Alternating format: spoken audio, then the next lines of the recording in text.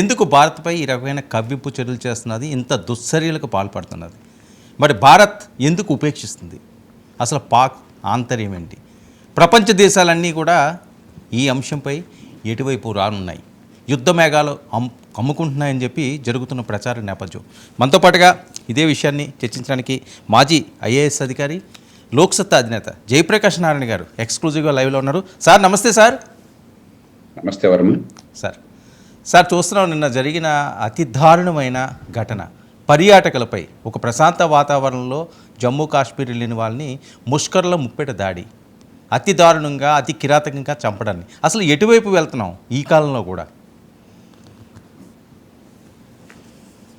మనం ఆధునిక యుగంలో ఎసిమెట్రిక్ వార్ఫేర్ అంటారు దీన్ని.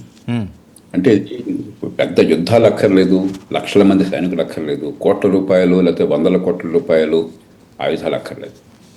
కొంతమంది ముష్కరులు, ఉగ్రవాదులు ఈ ఇంటర్ కనెక్టెడ్ ప్రపంచంలో, చాలా సున్నితంగా ఉన్న ప్రపంచంలో చాలా తేలిగ్గా సమాజంలో అల్లకల్లోలాన్ని సృష్టించగలరు.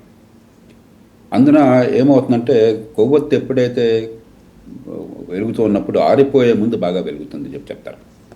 అట్లాగే ఉగ్రవాదాన్ని మనం కఠినంగా అణిచివేసే ఏర్పాట్లు చేసి అంతమవుతుంటే అప్పుడప్పుడు మళ్ళీ మేము ఉన్నాం అని ఊరికి చాటుకోవడం కోసం, అంతర్జాతీయ సమాజ దృష్టిని ఆకర్షించడం కోసం ఇలాంటి ప్రయత్నాలు జరుగుతాయి. గత వారంలో మీరు చూస్తే 2 సంఘటనలు జరిగినాయి. ఒకటి, పాకిస్తాన్ ఆర్మీ చీఫ్ ఏ కారణము లేకుండా, కనీసం మనతో సంబంధించి ఏ కారణాలు లేవు, బహుశా అంతర్గత కారణాల వల్ల పాకిస్తాన్ సైన్య ఉనికినో తన ఉనికినో కాపాడడం కోసం చెప్పాను, లేకపోతే ఇమ్రాన్ ఖాన్ని సైద్ధాంతిక ఎదుర్కోవడం కోసం అని చెప్పాను.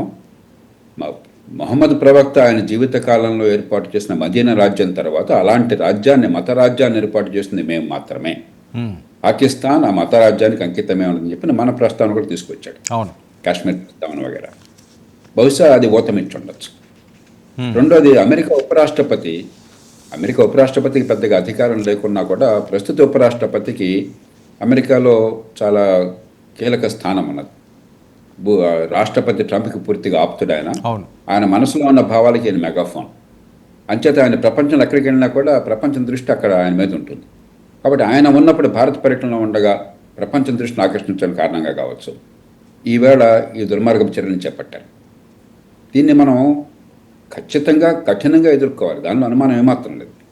కానీ రాజకీయంగా ఏకగ్రీవంగా ఎదుర్కోవాలి, సమాజం మొత్తం ఏకమై.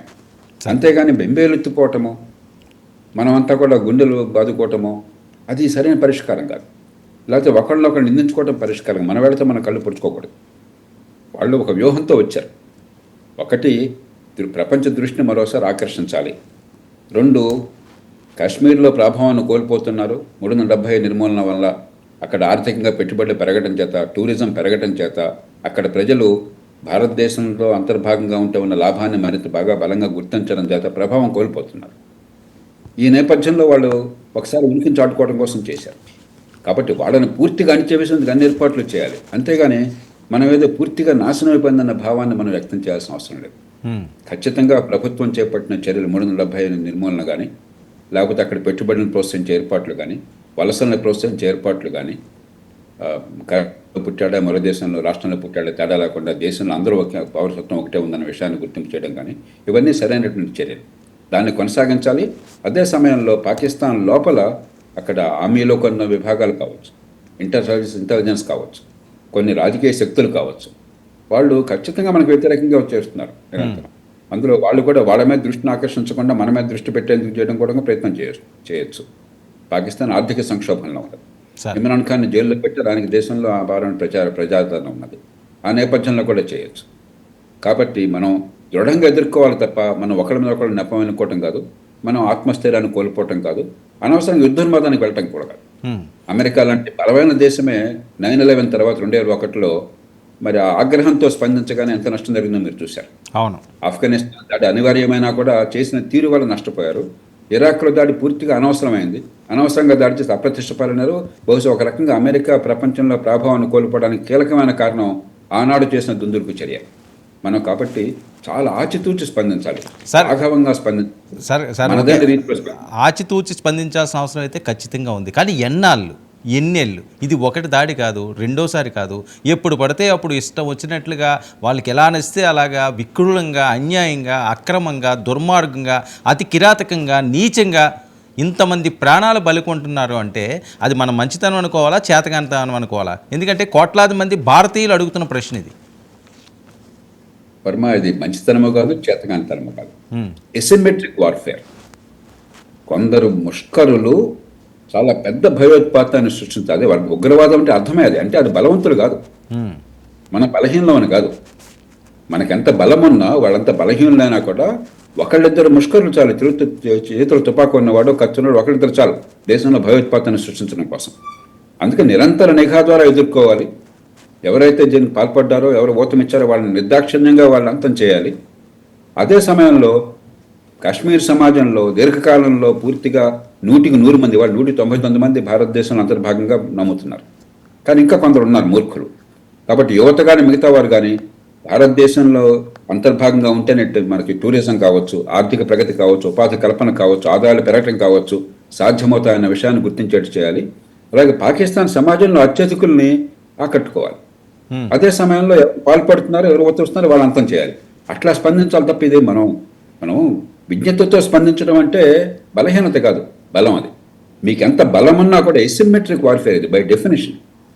మీ బలం, మీకు ఎంత సైనిక పాఠం ఉంది, ఎన్ని ఆయుధాలు ఉన్నాయి కాదు, ఒకళ్ళిద్దరు ముష్కరులు చాలు. ఏ సమాజంలో కూడా మీరు ఎంత బలమైన సమాజమైనా కూడా ప్రతి మనిషి వెనకాల పోలీసులను, ఆర్మీని పెట్టలేరు. ప్రతి మనిషికి ప్రతి చోట ప్రతి గజానికి ఒక నిఘా మనిషిని పెట్టలేరు. ప్రపంచంలో ఎక్కడ సాధ్యం కాదు. కాబట్టి దీన్ని చాలా ఓర్పుగా వ్యవహరించాలి, ఖచ్చితంగా కఠినంగా వ్యవహరించాలి. కానీ తొందరపాటుతో కాదు, కోపంతో కాదు. మీరు మాటల్లో చాలా ప్రాస వచ్చింది, కోపంతో కనిపించింది, కసి అంతా కనిపించింది. వాళ్ళకి కావాల్సింది కసే. అందుకనే వాళ్ళు చూసి మరి హిందువులనే ప్రత్యేకంగా వేరు చేసి చంపారు. ఎందుకని ఈ దేశంలో ముస్లింలు ప్రపంచంలో 2వ పెద్ద సంఖ్యలో ఉన్నారు. ఇక్కడ హిందువులు ముస్లిం మధ్య తగాదా వచ్చి దేశం అల్లకల్లోలమైతే వాళ్ళ పాపం గడిచిపోయినట్టే, వాళ్ళు ఏం చేయక్కర్లేక మనం దేశాన్ని నాశనం చేసుకుంటున్నట్లేక. కాబట్టి వాళ్ళ ట్రాప్లో మనం పడకూడదు సార్. మూర్ఖుల్ని, పిచ్చి కుక్కలకి, కానీ ఎక్కడ ఎప్పుడు అన్నది మనం నిర్ణయించాలి, మన అవసరాల కోసం చెప్పని, మన ప్రయోజనాల కోసం చెప్పని. సార్, మూర్ఖులకి, పిచ్చి కుక్కలకి మంచిగా చెప్పి లాలిస్తే వింటాయా? నువ్వు పిచ్చి కుక్కల్ని చంపేయాలి వర్మ, దాని అనుమానం లేదు. కానీ పిచ్చి కుక్కను చంపేటప్పుడు పిచ్చి కుక్క ఏదో తెలుసుకొని చంపాలి తప్ప మంచి కుక్కను కూడా చంపడం మొదలెడితే సమాజం ఊరుకుంటుందా? అవును. అలాగే ప్రపంచ సమాజం కూడా. కాబట్టి పిచ్చి కుక్కల విషయంలో ఏ దాక్షిణ్యం అవసరం లేదు. ర్యాబిట్ డాగ్ని హత్యం చేయాలి, దాని అనుమానం లేదు. కానీ ర్యాబిట్ డాగ్ ఎక్కడుందో గుర్తించాలి, ఎవరో గుర్తించాలి, వాళ్ళని హత్యం చేయాలి. అది నేను చెప్పాను. సార్, ఏది సింధు జలాలకు సంబంధించి భారత్ తీసుకున్న నిర్ణయం ఇది పెద్ద దెబ్బేనా పాకిస్తాన్కి? లేదు, పెద్ద దెబ్బ కాదు, ఇది ఒక సంకేతం. చాలా మందికి సింధు నది గురించి తెలియకపోవచ్చు. సింధు నదికి 5 ఉపనదులు ఉన్నాయి, మనం చిన్నప్పుడు చదువుతున్నాం. అవును. పంజాబ్ అన్న పేరు వచ్చింది ఎందుకని, ఐదు ఉపనదులు ఉన్నాయని చెప్పండి. ఝేలం, చెనాబ్, రావి, బియాస్, సట్లెజ్.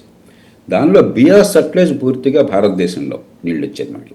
ఉదాహరణకి భాక్రానంగల్ ప్రాజెక్టు సట్లెజ్ నది మీద. ఝేలం, చెనాబ్, రావి చాలా మేరకు పాకిస్తాన్లోనే.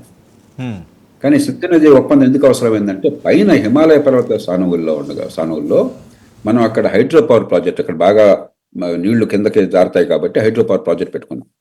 దానికోసం కొంత నీళ్ళు నిల్వ ఉంటాయి. అక్కడ ఎక్కువ నీళ్ళు నిల్వ ఉండవు. ఇప్పుడు కూడా పర్వత సానువుల్లో ఎక్కువ నీళ్ళు నిల్వ ఉండవు, కొద్దిపాటి నీళ్ళు నిల్వ ఉంటాయి. ఆ విషయంలో ఒప్పందం కుదిరింది. దానికి ప్రపంచ బ్యాంకుని మధ్యవర్తిగా పెట్టుకున్నాం. ఈ మధ్యకాలంలో పాకిస్తాన్ మళ్ళీ కొంచెం ఏదో లేని అంశాలు తీసుకొచ్చి అనవసరంగా గొడవలు చేస్తే మళ్ళీ ప్రపంచ బ్యాంకే మనం పంపించాం. ప్రపంచ బ్యాంక్ మన వాదాన్నే పూర్తిగా అంగీకరించింది. మళ్ళీ ఆ ఒప్పందం ఖరారైంది. కాబట్టి ప్రస్తుతానికి ఒప్పందం పక్కన పెడుతున్నామంటే పాకిస్తాన్లో మనం వాళ్ళకి అన్యాయం చేస్తున్నామని కాదు. మన ఉద్దేశం పాకిస్తాన్లో రైతులకు అన్యాయం చేయడం కాదు, ప్రజలకు అన్యాయం చేయడం కాదు. ఒక సంకేతాన్ని ఇస్తున్నాం. ఎందుకంటే అక్కడికి వెళ్తే నీళ్ళని మనం ఆపట్ల, ఆ నీళ్లు మనం వేరే వాడుకునే ప్రయత్నం ఏం చేయట్లా, సాధ్యం కూడా కాదు. కేవలం కొద్దిపాటి 2-3 టీఎంసీల నీళ్ళని మనం అక్కడ నిల్వ చేస్తున్నాము. దాని నుంచి హైడ్రో పవర్ వస్తుంది. ఆ వచ్చిన ఫ్లో అంతా కిందకి వెళ్ళిపోతాం. కానీ ఏం చెప్తున్నామంటే, గతంలో ఉన్న ఒప్పందాలను కూడా మేము అంగీకరించము. మీకు ప్రయోజనాలు ముడిపడిన జాగ్రత్త, భారతదేశంతో శాంతి ఉండడము, ఈ దేశంలో సమాజంలో శాంతిని కాపాడడము మాకంత అవసరం, మీకు కూడా ఎంత అవసరమో, లేకపోతే మీరే నష్టపోతారు సుమని హెచ్చరించేందుకు మార్గం తప్ప పాకిస్తాన్కి అన్యాయాన్ని మనమేం తలపెట్టట్లా. ఒక అంతర్జాతీయ సమాజానికి దౌత్యపరంగా ఒక సంకేతాన్ని ఇస్తున్నాం. ఈ పద్ధతి సరైనది కాదు అని చెప్పాను. సార్, భారత్ దగ్గరే ఉన్న ఇంటెలిజెన్స్ వర్గాల వాళ్ళ ఎఫిషియన్సీకి సంబంధించి పాకిస్తాన్లో ఎక్కడ ఈ ఉగ్రమూకలు ఎక్కువగా ఉన్నాయి, ఆ స్థావరాలు ఎక్కడ ఉన్నాయి, అవి ఇంకా ఐడెంటిఫికేషన్ అయ్యి ఉండమంటారా? ఎందుకంటే రెగ్యులర్గా ఈ ప్రాసెస్ జరుగుతూనే ఉంది. వాళ్ళు ఖచ్చితంగా సమాచారం మన వాళ్ళకి చాలా బలమైన సమాచారం ఉంది. ప్రభుత్వానికి ఉంది, ఇంటర్ నిఘా విభాగాలకు ఉంది, నేషనల్ సెక్యూరిటీ ఏజెన్సీకి ఉన్నది, మన మన సైనిక దళాలకు ఉన్నది, మన సమాజంలో కూడా కొందరు నిపుణులు ఉన్నారు. అవును, నాకు పెద్దగా తెలియదు కానీ వాటిని గురించి వాళ్ళందరూ కూడా ప్రతి ఈ ఉగ్రవాద సంస్థ, దాని ఉప సంస్థలు, శాఖలు, వాటి సంబంధాలు బాగా అర్థం చేసుకున్న వాళ్ళు చాలామంది ఉన్నారు. పరిజ్ఞానం లేక కాదు. కానీ సమస్య ఏంటంటే ఉగ్రవాద చర్యలు వీళ్ళు చేపట్టే అవకాశం ఉందని చెప్పి మనం చెప్పగలం తప్పితే ఎక్కడ, ఎప్పుడు, ఎలా అన్నది ప్రపంచంలో ఎవరూ స్పష్టంగా చెప్పలేరు. చాలా అరుదైన సందర్భాల్లో ఎక్కడ ఇది చేయబోతున్నారని తెలుస్తుంది అదృష్టం ఉంటే. కాబట్టి ముందు పాకిస్తాన్ ప్రభుత్వము, పాకిస్తాన్ సైన్యము, పాకిస్తాన్లో ఇంటర్ సర్వీసెస్ ఇంటెలిజెన్స్ అని చెప్పని సైనిక దళాల మధ్య ఒక నిఘా విభాగం ఉన్నది. వాళ్ళు ప్రధానంగా దీనికి ఊతమిస్తున్నవాళ్ళు. వాళ్ళకి అర్థం కావాలి దీనివల్ల పాకిస్తాన్ నష్టపోతుందని చెప్పిన అర్థం కావాలి. ఇది రాజ్యం, పాకిస్తాన్ రాజ్యం కనుక మద్దతు ఇవ్వకపోతే కేవలం పాకిస్తాన్లో ఉన్న కొందరు ముష్కరుల వల్ల జరిగే పని కాదు. రాజ్యం మద్దతు కూడా ఉన్నది. అదే సమయంలో రాజ్యం కాదని చెప్పడానికి వంక కూడా ఉన్నది. లష్కర్ తోయిబా రాజ్యం కాదు కదా, రాజ్యం మద్దతు ఉన్నా కూడా. కాబట్టి గ్రే ఏరియా. విచిత్రం ఏంటంటే మన దేశానికి ఎంత నష్టం జరుగుతుందో పాకిస్తాన్లో ఉన్న ఉగ్రవాదుల వల్ల, పాకిస్తాన్ ఊతముస్తున్న ఉగ్రవాదుల వల్ల పాకిస్తాన్ సమాజానికి అంతకంటే 100 రెట్లు ఎక్కువ నష్టం జరుగుతుంది. గత 10 ఏళ్ళుగా మీరు చూసుకోండి, మన దేశంలో ఉగ్రవాదుల వల్ల కోల్పోయిన ప్రాణాల కంటే పాకిస్తాన్లో 100 రెట్లు ఎక్కువ మంది ప్రాణాలు కోల్పోయారు. క్రమక్రమంగా పాకిస్తాన్ సమాజానికి అర్థమవుతోంది ఇప్పుడే. అక్కడ ఏంటంటే ఒక మూర్ఖత్వం ఉన్నది. భారత్ మీద దండెత్తితే వాళ్ళు మంచి ఉగ్రవాదులు, పాకిస్తాన్ మీద దండెత్తితే వాళ్ళు చెడ్డ ఉగ్రవాదులు, గుడ్ టెర్రరిస్ట్, బ్యాడ్ టెర్రరిస్ట్ అని. అట్లాంటిది ఏమి ఉండదు. టెర్రరిజాన్ని ప్రోత్సహిస్తే చివరికి వాళ్ళనే మింగేస్తుంది. పాకిస్తాన్కి అర్థమవుతోంది. అది మరింత అర్థమయ్యే చేయాలి. మనం కాపాడుకోవడం కోసం నిర్దాక్షిణ్యమైన చర్యలు చేపట్టాలి, కానీ చాలా ఒడుపుగా చేపట్టాలి. ఒక సర్జన్ ఎట్లాగైతే కత్తిని ఉపయోగించి ఆ వ్రణాన్ని కోసేస్తాడో అలా ఉపయోగించాలి తప్ప ఊరికే మనం ఉన్మాదంతో, కోపంతో, కసితో ఊరికే బతిపరిస్తూ ఉపయోగం. సార్, ఇంత దారుణంగా, ఇంత కిరాతకంగా ప్రవర్తించే వీళ్ళని పాకిస్తాన్ అండదండలు ఉన్నాయన్నది సర్వత్రా వినిపిస్తున్న వాయిస్. మరి ఇప్పుడు అమెరికా అవనియండి, చైనా అవనియండి, వాళ్ళు ఎటువైపు అడుగులు వేస్తారు, ఎవరికి అండగా ఉంటారు? ఒకవేళ యుద్ధ మేఘాలు కానీ కమ్ముకుంటే ఇప్పుడు వాళ్ళు పరిస్థితి ఏంటి? ఒకటి, యుద్ధం దాకా వెళ్లకుండా మనం ఒడుపుగా ఉగ్రవాదాన్ని రెండు, యువవాదంలో పూర్తిగా పాశ్చాత్య దేశాలుగా అమెరికా కానీ మన పక్షాన్ని, ఎందుకంటే ఉగ్రవాదాన్ని అరికట్టాలనే విషయంలో గతంలో అనుభవం ఉన్నా లేకపోయినా, అంతగా స్పందించకపోయినా కనిష్క దారుణంగా జరిగింది. అక్కడ ఖలిస్తాన్ ఉగ్రవాదులు కెనడా నుంచి వచ్చిన విమానాన్ని ధ్వంసం చేశారు. అవును, మిగతా ప్రపంచం అంత గట్టిగా పట్టించుకోవాలి. కానీ 2001 తర్వాత అటు అల్ఖైడా తర్వాత ఐసిస్ తర్వాత పాశ్చాత్య దేశాలకు పూర్తిగా అర్థమైంది, మేము కూడా బలవుతాం, మా పౌరులు కూడా బలవుతారు, మా సమాజాలు కూడా అల్లకల్లోలం అవుతాయని చెప్పని. కాబట్టి అప్పటి నుంచి పూర్తిగా సహకరిస్తున్నారు. ఇక చైనా కూడా పాకిస్తాన్తో మైత్రి సంబంధం వేరు. పాకిస్తాన్తో ఆర్థిక సంబంధాలు ఉన్నాయి, సైనిక సంబంధాలు ఉన్నాయి, వ్యూహాత్మక సంబంధాలు ఉన్నాయి, దానిలో అనుమానం లేదు. మనకి వ్యతిరేకంగా, అమెరికాకి వ్యతిరేకంగా పాకిస్తాన్తో తిరగడుతున్నారు, దానిలో అనుమానం లేదు. కానీ పాకిస్తాన్లో ఉగ్రవాదం పెరగాలని చైనా కూడా కోరుకోదు. కాబట్టి ఉగ్రవాదాన్ని ప్రోత్సహించదు, కానీ పాకిస్తాన్ని గట్టిగా నిలవరించే ప్రయత్నం కూడా చేయదు. అమెరికా కానీ పాశ్చాత్య దేశాలు కానీ ఖచ్చితంగా వ్యతిరేకిస్తాయి పాకిస్తాన్లో ఉగ్రవాదాన్ని, వాళ్ళు మనకు మద్దతు ఇస్తారు. కాబట్టి మన దౌత్యపరంగా పాకిస్తాన్ ఆర్థికంగా సంక్షోభంలో ఉన్నది. అంటే ఇదే ద్వంద్వ వైఖరిగా సార్, మనకంటే తలసలాలు ఎక్కువ ఉన్న దేశం ఇప్పుడు మనకంటే మనలో సగం అయిపోయింది. దేశం పూర్తిగా చితికిపోయింది ఆర్థికంగా. కాబట్టి దాన్ని ఉపయోగించుకుని అంతర్జాతీయ సమాజం నుంచి ఒత్తిడి కూడా మనం తీసుకొచ్చి ఏర్పాటు చేయాలి. ఇదే ద్వంద్వ వైఖరిగా సార్, ఇలాంటి పరిస్థితుల్లో కూడా మేము కర్ర విరగనివ్వం, పావు చావనివ్వం అనే ధోరణి అన్నది మంచిదా ప్రపంచానికి? మనకి సమస్య ఏంటంటే వర్మ, జాతి రాజ్యాల కాలంలో ఆఫ్టర్ ఆల్ ఆఫ్ఘనిస్తాన్ ఎంతది గోచిపాతంత దేశం. అమెరికా అంత గొప్ప దేశం ఏం చేయగలిగింది? ఆక్రమించుకోగలిగింది. అవును, ఏం చేయగలిగింది? లేకపోతే ఇరాక్ ఉన్నది, ఇరాక్ని 15 రోజులు ఆక్రమించేసుకున్నారు. చివరికి ఏం చేయాల్సి వచ్చింది? అవును. ఆధునిక ప్రపంచంలో, జాతి రాజ్యాల ప్రపంచంలో మీరు ఒక దేశం మీద దండెత్తడం చాలా తేలిక, గెలవడం చాలా తేలిక, ఆక్రమించుకోవడం కూడా చాలా తేలిక, కానీ కొనసాగించడం చాలా కష్టం. రెండోది, ఈ ఆక్రమణల వల్ల, దండెత్తడం వల్ల పూర్వం కంటే 100 రెట్లు ఈ హింసాత్మక చర్యలు కానీ ఉగ్రవాదం కానీ పెరుగుతాయి. అంచేత మన ఆగ్రహాన్ని సరైన రీతిలో మనం మలచాలి. అలా కాకుండా పిచ్చి కోపంతో, వెర్రి కోపంతో స్పందిస్తే మన కోపం మనకే నష్టం అవుతుంది. సార్, మరొకటి నిర్మాణాత్మకంగా మళ్లించాలి. సార్ మరొక కీలకమైన అంశం అందరిలో ఉన్న అనుమానాలు, పాక్ దగ్గర అణ్వాయుధాలు ఉన్నాయి, అణ్వాయుధ అస్త్రాలు ఉన్నాయి. మనం ఏది చేసినా లేకపోతే వాళ్ళు ఇంకా ఇలాంటి వాటికి ఎక్కువ తెగబడుతుంటారు. ఆ భయం కూడా ఉంది. దాన్ని కట్టడి చేసే పరిస్థితులు భారత్కు ఉన్నాయా అని కూడా. అందుకే ఇప్పుడు పూర్తి స్థాయి యుద్ధం అన్నది ఎప్పుడు ఇద్దరికీ మంచిది కాదు, మనకే మంచిది కాదు. కానీ అదే సమయంలో వాళ్ళకి అణ్వాయుధాలు ఉన్నాయని చెప్పి మన చేతి ముడిచి కూర్చోవాల్సిన అవసరం లేదు.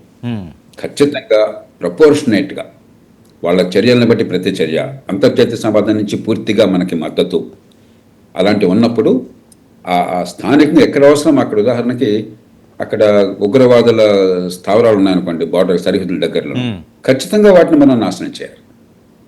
పాకిస్తాన్ గొడవ అరుస్తుంది కానీ అంతకంటే ఎక్కువ ఏం చేయలేదు. అలా కాకుండా పాకిస్తాన్ ఉనికినే పూర్తిగా భంగం చేసే రీతిలో పాకిస్తాన్ మీద యుద్ధానికి తలపడి పాకిస్తాన్ ఆక్రమించుకుంటాం అనుకున్నాను అనుకోండి, ఇక ఆ దేశంలో ఉన్న ప్రభుత్వాలకు కానీ సైన్యానికి కానీ అణ్వాయుధాలు వాడడం అనివార్యం అవ్వచ్చు. కాబట్టి మనం చాలా జాగ్రత్తగా వ్యవహరించాలి, కఠినంగా వ్యవహరించాలి, బలంగా వ్యవహరించాలి, దృఢంగా వ్యవహరించాలి. అదే సమయంలో పాకిస్తాన్ ఉనికి దెబ్బగలుగుతుంది అనుకున్నట్టయితే అణ్వాయుధాలు ఉన్నప్పుడు అణ్వాయుధ యుద్ధంలో మనకంటే వాళ్ళు ఎక్కువ నష్టపోతారు, వాళ్ళకంటే మనం ఎక్కువ అన్ని మూర్ఖపు ఆలోచనలు, దానిలో ఎవరో గెలిచేవాళ్ళు ఉండరు. అంచేత అణ్వాయుధ యుద్ధం రాకుండా, పూర్తి స్థాయి యుద్ధం రాకుండా మన అవసరమైన మేరకు బలప్రయోగం చేయడానికి సిద్ధపడాలి. కానీ అందుకే మళ్ళీ చెప్తున్నాను, ఆచితూచి సాక్ష్యాల ఆధారంగా వ్యూహాత్మకంగా పూర్తి సన్నద్ధమై ప్రపంచ సమాజాన్ని తయారు చేసి మనం ఏర్పాట్లు చేయాలి తప్ప హడావుడిగా సమరోత్సాహంతో మనం యుద్ధాన్ని కాలుదోకూడదు. సార్ నిన్న జరిగిన అటాక్ అంశంలో చాలా కీలకమైన బయటకు వచ్చిన ఇన్పుట్స్ ఏంటంటే, మతపరంగా నువ్వు హిందువా కాదా అని పిలిచి మాట్లాడి, ఇంకా లైవ్లో నేను అనొచ్చు అనకూడదు, ప్యాంట్ జిప్పులు కూడా తీసి దాన్ని కన్ఫర్మ్ చేసుకున్న తర్వాత చంపడం జరిగిందట. ఒక భార్య నా భర్తను చంపేసావు, నన్ను కూడా చంపే, నేను నుండి ఏం చేయాలని అడిగితే వెళ్ళి నీ మోదీకి చెప్పుకో అన్నాడట. ఏంటి సార్ ఇది? అందుకనే ఖచ్చితంగా దీనిలో వ్యూహం కనిపిస్తుంది ఉగ్రవాదులది. ఒకటేమో ఆరిపోతున్న దీపం మరింత వెలిగే ప్రయత్నం చేస్తుంది, మేము బతుకున్నాం, మేము అనుకుందని చెప్పిన చాటి చెప్పే ప్రయత్నం చేస్తుంది. రెండు, అంతర్జాతీయ సమాజం దృష్టిని ఆకర్షించే ప్రయత్నం చేస్తుంది. మూడు, ఇందాక చెప్పాను నేను, దేశం లోపల ప్రపంచంలో రెండవ పెద్ద సంఖ్యలో, 19% అతిపెద్ద సంఖ్యలో ముస్లింలు ఉన్న సమాజం కాదు. దేశ విభజన జరిగిందే మతం కారణంగా. మతం కారణంగా వేరే దేశం చెప్పి వాదన జిన్నా తీసుకురాబట్టి దేశ విభజన జరిగింది. కాబట్టి ఈ దేశంలో హిందూ ముస్లింల మధ్య ఒక ద్వేషాన్ని పెంచడము, హింసను రగల్చడం చాలా తేలిక అవుతుంది. కాబట్టి కావాలని పనిచేశారు. అందుకే మన ప్రతి చర్య అటు పాకిస్తాన్కి వ్యతిరేకంగా కనిపించకూడదు, ముస్లిం మతానికి వ్యతిరేకంగా కనిపించకూడదు. ఇస్లామిస్టు దృక్పథం వేరు. ఇస్లామిస్టులు అంటే మత మౌఢ్యాన్ని పట్టుకుని ఉగ్రవాదానికి పాల్పడేవాడు. అది ఇస్లాం మతం కాదు. ఇస్లాం మతానికి అదాపంచం అనుకుని మన దేశంలోని ఇస్లాంను వ్యతిరేకించినట్టు అవుతుంది, మనం వెళితే మన కళ్ళు పొడుచుకున్నట్టు అవుతుంది. కాబట్టి వాళ్ళు కావాలని చేశారు. అందుకనే మనం చాలా ఆచితూచి వ్యవహరించాలి. మన స్పందన చాలా స్పష్టంగా ఉండాలి. ఉదాహరణకు మీకు గుర్తుందో లేదో, ఖలిస్తాన్ వాదులు కూడా ఒకసారి 1-2 సందర్భాల్లో ఇట్లాగే బస్సుల్లోంచి పెడరెక్కలు ఇచ్చి లాగి వాళ్ళు సిక్కుల హిందువుల అని వేరు చేసి హిందువులను చంపారు. ఎందుకు? ఏదో రకంగా సిక్కుల మధ్య హిందువుల మధ్య కొన్ని వందల సంవత్సరాలుగా పూర్తిగా మమాయికమైన సమాజం హిందువులు సిక్కులు, హైందవ సంస్కృతిలో భాగం సిక్కులు. రాజ్యాంగ పరంగా సిక్కు మతం హిందూ మతం వేరు కాదు, హిందూ మతంలో భాగం అంతర్భాగమే సిక్కు మతం. అలాంటి వాళ్ళ మధ్య మనస్పర్ధలు సృష్టించే ప్రయత్నం చేస్తుంటే ఉగ్రవాదులు ఇక్కడ హిందూ ముస్లిం మధ్య ఎందుకు చేయరు? తప్పకుండా చేస్తారు. ఇది కావాలనే చేశారు. వాళ్ళు చేశారు కాబట్టి ఆ ఉత్సవం మనం పడకూడదు. ఈ పోరాటం ఇస్లాం మీద కారాదు, ఈ పోరాటం ఇస్లామిస్టుల మీద కావాలి, ఇస్లామిస్టు ఉగ్రవాదుల మీద కావాలి. అలాగే పాకిస్తాన్ ప్రభుత్వంలో ఇస్లామిస్టులకి ఊతమిస్తున్న మూర్ఖుల మీద కావాలి, ఇస్లాం మీద కారాదు. అది మంచి వచ్చేది పక్కన పెట్టి ఇస్లాం మీద అనుకున్న పాపం కలగగానే మన దేశంలో 15 కోట్ల మంది ముస్లింలు మనం దూరం చేసుకుని 18 కోట్ల మంది ఉన్నారు బహుశా. అవును సార్, మోదీ గారు త్రివిధ దళాలతో ప్రత్యేకంగా భేటీ అయ్యారు. ప్రపంచం ఒక్కసారి చూసే విధంగా మా చర్యలు ఉంటాయని చెప్పి ఆయన అండంలో ఆంతర్యం. ఇప్పుడు ఒకటి, ప్రభుత్వం ఈ దేశ ప్రజలకి ఒక ధైర్యాన్ని ఇవ్వాలి. 2, ప్రత్యర్థులకు భయాన్ని కలపాలి. 3, మనం భీరువులం కాదు, బలహీనులం కాదు. మనకి నిఘా విభాగాలు ఉన్నాయి, సాంకేతిక పరిజ్ఞానం ఉన్నది, మరి ఏం జరుగుతుందో విషయ పరిజ్ఞానం ఉన్నది. కాబట్టి ఖచ్చితంగా రేపొద్దున సరైన రీతిలో స్పందిస్తారు. దానికి ప్రపంచాన్ని తయారు చేస్తున్నారు. ప్రపంచ సమాజాన్ని, ప్రపంచంలో ప్రజాభిప్రాయాన్ని కూడగట్టే ప్రయత్నం చేస్తున్నారు. ఇది సరైన పని. కాబట్టి ఏం చర్యలు చెప్పనేది వారు నిర్ణయం చేస్తారు. ఆ సమాచారం ఉన్నవాళ్ళు, అధికారం ఉన్నవాళ్ళు నిర్ణయం చేస్తారని మనం చేయలేం. కాబట్టి గట్టి చర్యలు ఉంటాయని మనం విశ్వసించవచ్చు. అందున ఇప్పుడు ఏ ప్రభుత్వం ఉన్నా కూడా, భారతదేశంలో ఏ పార్టీ ఆధీనంలో ప్రభుత్వం ఉన్నా కూడా ఉగ్రవాదుల మీద మనం కఠినంగా వ్యవహరించాలన్న విషయంలో ఎక్కడ భేదాభిప్రాయాలు లేవు. కొన్ని సందర్భాలు రాజకీయంగా తప్పులు చేస్తుండొచ్చు. ఉదాహరణకు బెంద్రాలవారిని ప్రోత్సహించింది ఆనాటి కాంగ్రెస్ పార్టీ రాజకీయ ఉద్దేశంతో. వాళ్ళు ఉగ్రవాదం పెంచాలన్న కోరికతో కాదు, తప్పుడు అంచనాలు వేశారు. చివరికి బలైంది ఆనాటి ప్రధానమంత్రి ఇందిరాగాంధీ గారు. ఎల్టీటీని ప్రోత్సహించింది మన దేశ ప్రయోజనాలని శ్రీలంకలో నెరవేర్చొచ్చన్న ఉద్దేశంతో రాజీవ్ గాంధీ గారు. బలైంది ఆయన. కాబట్టి కొన్ని సందర్భాల్లో తప్పిదాలు జరగచ్చు, దురుద్దేశం కాదు, అక్కడ పొరపాటు అంచనాల వల్ల. కానీ దేశాన్ని ఉగ్రవాదం నుంచి కాపాడాలి, దేశ సమగ్రతను కాపాడాలన్న విషయంలో పార్టీలు ఖచ్చితంగా భారతదేశంలో అందరం ఏకమే. ఆ సంకేతాన్ని మనం చాలా స్పష్టంగా ఇవ్వాలి తప్ప దీన్ని రాజకీయం ఏం చేయకూడదు. సార్, మరొకటి పెద్ద ఎత్తున వైరల్ అవుతున్న అంశం సోషల్ మీడియాలోని ఏదైతే నిన్న ఘటన జరిగిందో దానికి సంబంధించి భారతదేశంలో ఉన్న వాళ్ళే కొంతమంది ముస్లింలు దానికి సపోర్ట్గా ట్వీట్స్ చేస్తున్నారని, దీన్ని ఎలా చూడాలి? మరి ఇది విద్వేషాలు రెచ్చగొట్టడం కాదా? ఖచ్చితంగా. ఇప్పుడు భారతదేశంలో 199 ముస్లిం సమాజం భారతీయ సమాజంలో అంతర్భాగం అయిపోయినారు. కానీ ఈవేళ ప్రపంచంలో 24 గంటలు కమ్యూనికేషన్లో సోషల్ మీడియా ఉన్నప్పుడు ఈ దేశంలో కొందరు అజ్ఞానుల్ని, వాళ్ళ అజ్ఞానాన్ని మరింత పెంచి, మతమౌఢ్యాన్ని పెంచి, మతానికి ఉగ్రవాదాన్ని లింకులు పెట్టి, మరి మనం భారతదేశంలో కనుక అల్లకల్లోలం చేస్తేనే 10 మందిని చంపేస్తేనే ఉగ్రవాద చర్యలు పాల్పడితేనే ఇస్లామిక్ మనం మంచి చేసినట్లు లెక్క ఇస్లామిస్ట్ వాదాన్ని తీసుకొచ్చేవాళ్ళు కొందరు ఉంటారు. దాన్ని లొంగే మూర్ఖులు కొందరు ఉంటారు. 1000 ఉండొచ్చు. కానీ ఇందాక అనుకున్నాం, కొద్దిమంది చాలు అల్లకల్లోలం సృష్టించడానికి. 18 కోట్లు 20 కోట్ల మంది ముస్లిమ్స్ ఉన్న దేశంలో మీరు 1000 లెక్కేసినా కూడా మీకు 1,500,000 2 లక్షల మంది ఉన్నారు కదా. 1,00,000 2 లక్షల మంది మూర్ఖులు ఉన్నట్టయితే, విజ్ఞత లేని వాళ్ళు ఉన్నట్టయితే, ఇవాళ దేశంలో ఉన్న పరిస్థితులు, ప్రపంచంలో ఉన్న పరిస్థితుల్లో కొద్దిపాటి ఆయుధాలతోనో కొద్దిపాటి సోషల్ మీడియాలో వాళ్ళకున్న ప్రజెన్స్తోనో గందరగోళం సృష్టించవచ్చు. కాబట్టి వాళ్ళని పట్టుకోవాలి, ఏరిపారేయాలి. మన రాజ్యాంగంలో మనకు పూర్తిగా స్వేచ్ఛలు ఉన్నాయి అందరికీ, కానీ స్వేచ్ఛను అరికట్టేటువంటి సాధనాలు కూడా ఉన్నాయి. రాజ్యాంగంలో 18వ అధికరణం ప్రకారం రీజనబుల్ రెస్ట్రిక్షన్స్, హేతుబద్ధమైన పరిమితుల్ని స్వేచ్ఛకు విధించవచ్చు. కాబట్టి వ్యక్తుల స్వేచ్ఛ ఉంది కదా అని చెప్పి హిందువు కావచ్చు, ముస్లిం కావచ్చు, దేశ సమగ్రతని దెబ్బతీసేటైతే, మత సామరస్యాన్ని దెబ్బతీసేటైతే, హింసను ప్రోత్సహిస్తుంటే, ద్వేషాన్ని పెంచుతుంటే దాన్ని అరికట్టే శక్తి మన దేశంలో చట్టానికి, రాజ్యాంగానికి పూర్తిగా ఉన్నాయి. ప్రభుత్వాధికారులకి సర్వాధికారాలు ఉన్నాయి.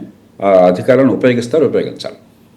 సార్, ఇప్పుడే అందిన మరొక బ్రేకింగ్ సార్, ఏ క్షణాన్నైనా భారత్ సైనిక చర్య చేసుకునే అవకాశం ఉందని చెప్పి బ్రేకింగ్స్ వస్తున్నాయి. అంతేకాకుండా సరిహద్దుల్లో టెన్షన్, మరో ఉగ్రదాడికి పాక్ ప్లాన్ చేస్తున్నట్లుగా నిఘా వర్గాల దగ్గర సమాచారం ఉందని.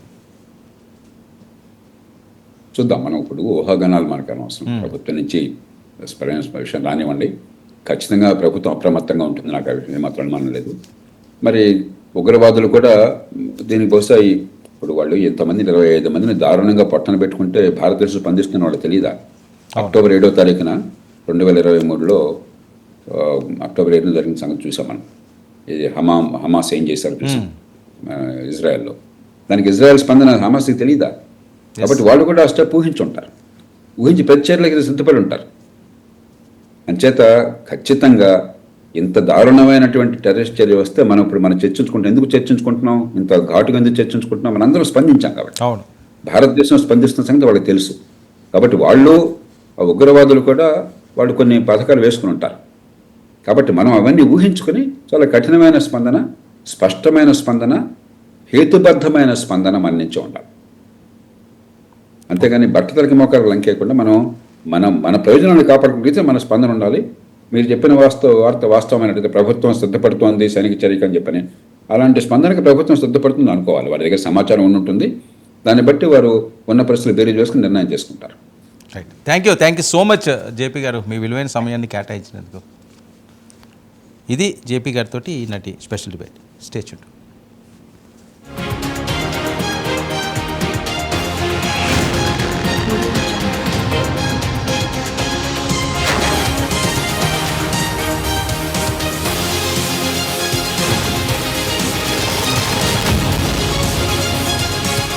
ఈ బులెటిన్ ని సమర్పిస్తున్న వారు మాస్టర్ మైండ్స్. కామర్స్ చదవాలనుకునే 10th ఇంటర్ విద్యార్థుల తొలి ఎంపిక. At KLH, we ensure that your dream job is a reality. KLH deemed to be university. At KLH Global Business